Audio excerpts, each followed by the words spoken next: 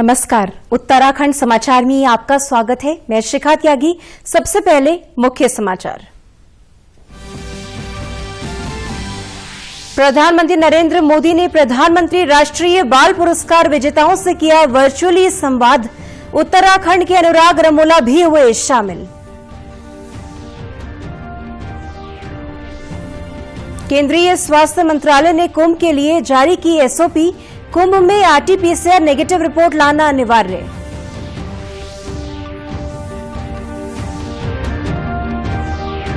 मुख्यमंत्री त्रिवेंद्र सिंह रावत ने अधिकारियों और कर्मचारियों को किया सम्मानित। राज्य के 17 अधिकारियों को मिला उत्कृष्टता पुरस्कार। सामूहिक और व्यक्तिगत श्रेणी में किया जाता है चयन। और राज्य भर में मनाया गया राष्ट्रीय मतदाता दिवस। लोगों को दिलाई गई शपथ। बीएलओ और युवा वोटर्स को किया गया सम्मानित।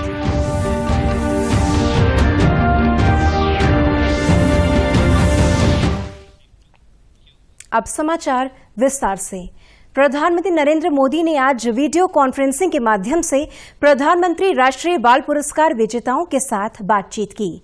देश के 32 किशोरों को नवाचार, शिक्षा, खेल, कला, संस्कृति, सामाजिक सेवा और बहादुरी के क्षेत्र में असाधारण योग्यता और उत्कृष्ट उपलब्धियों के लिए प्रधानमंत्री राष्ट्रीय बाल पुरस्कार के तहत बाल शक्ति पुरस्कार 2021 के लिए चुना गया। उत्तराखंड के अनुराग रमोला को भी कला और संस्कृति के क्षेत्र में पुरस्कृत किया गया। प्रधानमंत्री नरेंद्र मोदी ने कहा कि बच्चों ने ये पुरस्कार कोरोना महामारी के कठिन समय के दौरान प्राप्त किए हैं। उन्होंने कहा कि ये पुरस्कार इस बात का उदाहरण है कि अगर बच्चों की प्रतिभा को सही दिशा दिखाई जाए तो बेहतर परिणाम मिलते हैं। प्यारे बच्चों, आपने जो काम किया है, आपको जो पुरस्कार मिला है, वो इसलिए भी खास है क्योंकि आपने ये सब कुछ कोरोना काल में किया है।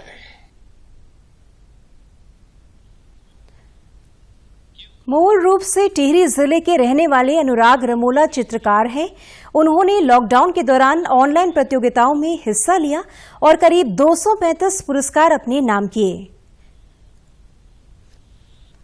उनका नाम वर्ल्ड रिकॉर्ड में भी दर्ज है।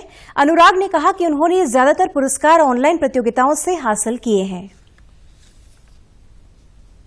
कला एवं संस्कृति की श्रेणी में चित्रकला के लिए मेरा सिलेक्शन हुआ है, तो इसके लिए मैं बहुत खुश हूँ। सुबह 12 बजे प्रधानमंत्री जी के साथ सीधा संवाद हुआ। इसी बारे में उन्होंने हमें अप्रिशिएट करा, बहुत हमें शुभकामनाएं दी और साथ ही मैं बहुत खुश हूँ कि उन्होंने इतने अपने व्यस्त समय निकाल कर हम बच्चों के लिए दिया और हमें बहुत शाबाशी दी।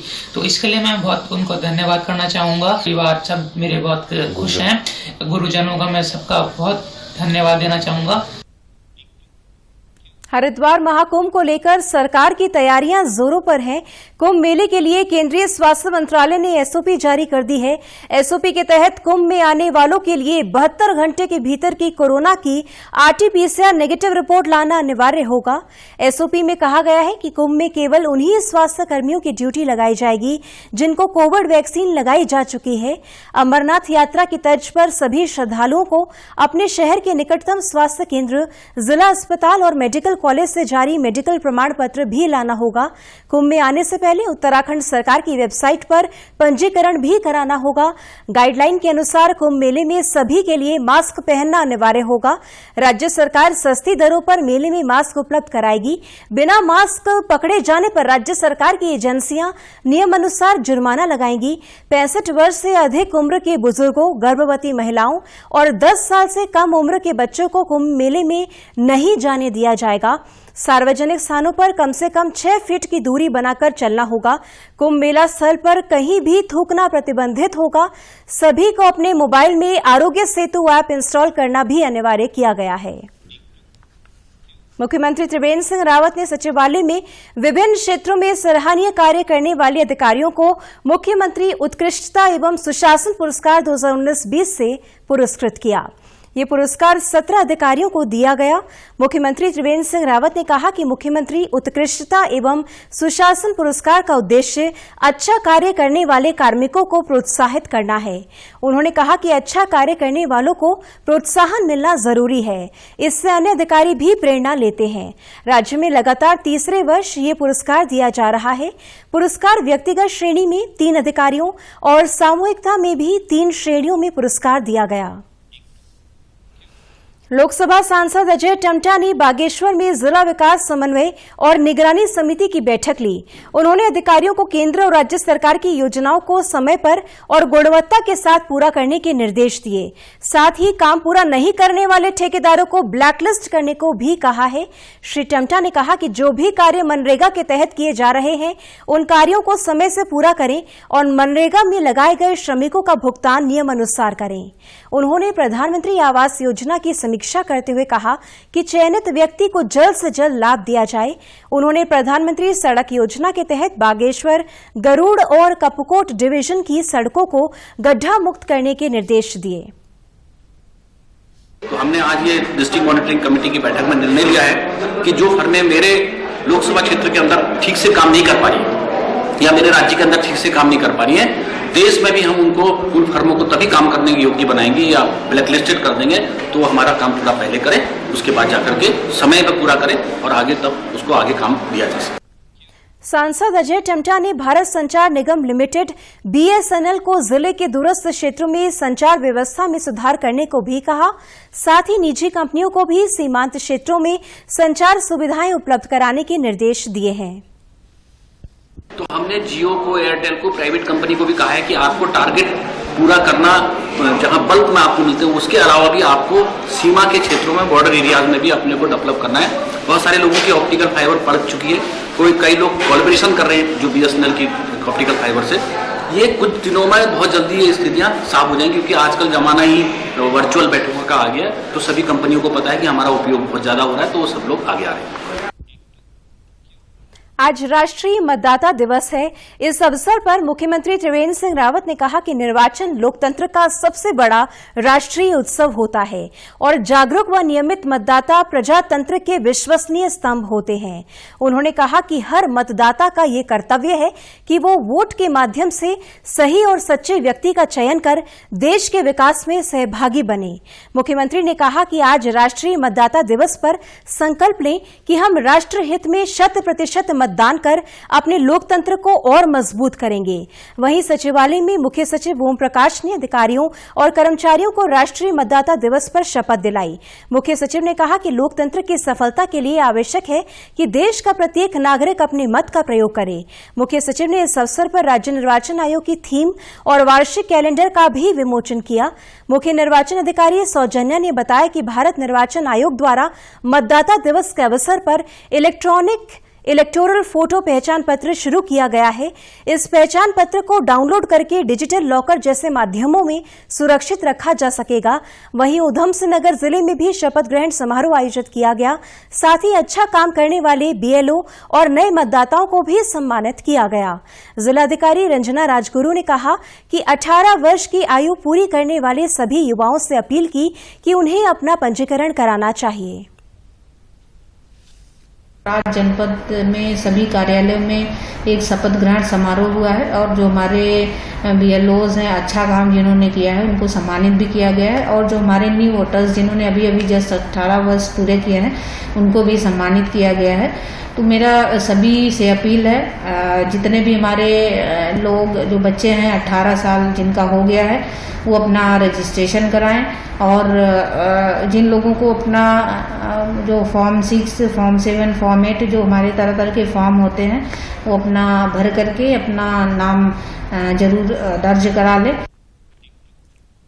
विधानसभा अध्यक्ष प्रेमचंद अग्रवाल ने 4 दिवसीय गढ़वाल भ्रमण कार्यक्रम के तहत चमोली पहुंचकर कल्पेश्वर नाथ, गोपीनाथ और नरसिंह मंदिर में पूजा अर्चना कर प्रदेश की सुख समृद्धि और खुशहाली के लिए कामना की। साथ ही उन्होंने औली का भ्रमण कर शीतकालीन खेलों की जानकारी ली। औली में जगह जगह पर बिखरे प्लास्टिक और कूड़े को उठाकर डस्टबिन में डालकर पर्यटकों को पर्यावरण संरक्षण का संदेश दिया। उन्होंने लोगों की समस्याओं के समाधान के लिए अधिकारियों को निर्देश दिए। विधानसभा अध्यक्ष ने आगामी बजट सत्र को लेकर कहा कि बजट सत्र किसी भी सरकार का महत्वपूर्ण सत्र होता है। उन्होंने कहा कि इनके इस भ्रमण का मुख्य उद्देश्य गैरसैंण में होने वाला बजट सत्र है। ग्रीष्मकालीन राजधानी बनने के बाद पहली बार सरकार ने निर्णय लिया है कि बजट सत्र गैरसैंण में होगा, उसके लिए जरूरी तैयारियां की जानी है। जिस प्रकार से माननीय मुख्यमंत्री जी ने घोषणा की है कि वहाँ बजट सत्र भी होगा, हालांकि एक बार पहले भी मेरी कार्यकाल के दौरान पहली बार उत्तराखंड के इतिहास में बजट सत्र का वहाँ पे आहूत किया गया था, उसको दोबारा फिर हो रहा है, तो उसकी व्यवस्थाओं को भी मुझे देखना है। राजकीय दून मेडिकल कॉलेज में कोरोना वैक्सीन लगाने के लिए बड़ी संख्या में स्वास्थ्यकर्मी पहुंच रहे हैं। लोगों की बढ़ती संख्या को देखते हुए मेडिकल कॉलेज में एक और वैक्सीनेशन सेंटर खोला गया है। दून मेडिकल कॉलेज अस्पताल के उप चिकित्सा अधीक्षक डॉक्टर NS खत्री ने बताया कि कोरोना वैक्सीन लगवाने वालों की भीड़ को देखते हुए ये फैसला लिया गया है। उन्होंने कहा कि पहले लोग वैक्सीन लगवाने से परहेज कर रहे थे, लेकिन अब लोग वैक्सीन लगवाने के लिए आगे आ रहे हैं। वैक्सीन लगवाने से किसी को भी कोई दिक्कतें नहीं हो रही हैं। उन्होंने कहा कि कुछ लोगों को हल्के बुखार की शिकायत जरूर हुई थी, लेकिन अब कोई समस्या नहीं है। आज से जो हमारा दूसरा इम्यूनाइजेशन सेंटर जो हम लोगों ने MS के ऑफिस में बनाया हुआ था वो स्टार्टेड हो गया है। हमारे जितने लोगों ने वैक्सीन लगाया है सभी से मेरा ये अनुरोध है कि पूरे उत्तराखंड के उत्तराखंड वासियों को कि हम लोगों ने कोविड को बहुत ही जो है बहादुरी से जो इसका सामना किया है, वैक्सीनेशन के लिए सामने आई है, लगाइए। किसी के साथ भी अभी तक कोई ऐसी रिएक्शन या ऐसी कोई बात नहीं हुई है, किसी को भी हॉस्पिटल में भर्ती होने की जरूरत नहीं पड़ी है। देहरादून में गणतंत्र दिवस की तैयारियों को पूरा कर लिया गया है। कल होने वाली परेड से पहले फुल ड्रेस रिहर्सल किया गया। वरिष्ठ पुलिस अधीक्षक डॉक्टर योगेंद्र सिंह रावत ने सुरक्षा व्यवस्था का जायजा लेने के बाद जरूरी दिशा निर्देश दिए। उन्होंने बताया कि शहर समेत राजधानी देहरादून की सीमाओं पर लगातार चेकिंग की जा रही है। साथ ही संदिग्धों की पहचान के लिए अलग से अभियान चलाने के निर्देश भी दिए गए हैं। कार्यक्रम के दिन आसपास के चौराहों पर बैरियर व्यवस्था, मेहमानों और आमजन के वाहनों के लिए पार्किंग व्यवस्था की गई है। उन्होंने बताया कि रूट डायवर्जन व्यवस्था के लिए विभिन्न चौराहों पर बैरियर पॉइंट बनाए गए हैं। आज इस परेड की फुल ड्रेस रिहर्सल थी और काफी अच्छे ढंग से ये परेड संपन्न की गई। मुझे उम्मीद है कि 26 तारीख को इसे और अच्छे ढंग से संपन्न किया जाएगा ताकि इस राष्ट्रीय पर्व पे जो आम जनमानस है उसके अंदर एक राष्ट्र भावना का संचार हो। सुरक्षा की दृष्टि से 26 जनवरी पे जो होटल्स होते हैं या इस प्रकार के प्रतिष्ठान होते हैं जहां पर बाहर से आने वाले लोग रुकते हैं, इनकी चेकिंग और फ्रिस्किंग वगैरह सब जो चीजें होती हैं की जाएंगी। आने जाने वाले वाहनों पे जनपद की सीमाओं पर वहां पर इनकी चेकिंग की जाएगी। उत्तराखंड के समाचारों में आज बस इतना ही। चलते चलते मुख्य समाचार एक बार फिर। प्रधानमंत्री नरेंद्र मोदी ने प्रधानमंत्री राष्ट्रीय बाल पुरस्कार विजेताओं से किया वर्चुअली संवाद। उत्तराखंड के अनुराग रमोला भी हुए शामिल। केंद्रीय स्वास्थ्य मंत्रालय ने कुंभ के लिए जारी की SOP। कुंभ में RT-PCR नेगेटिव रिपोर्ट लाना अनिवार्य।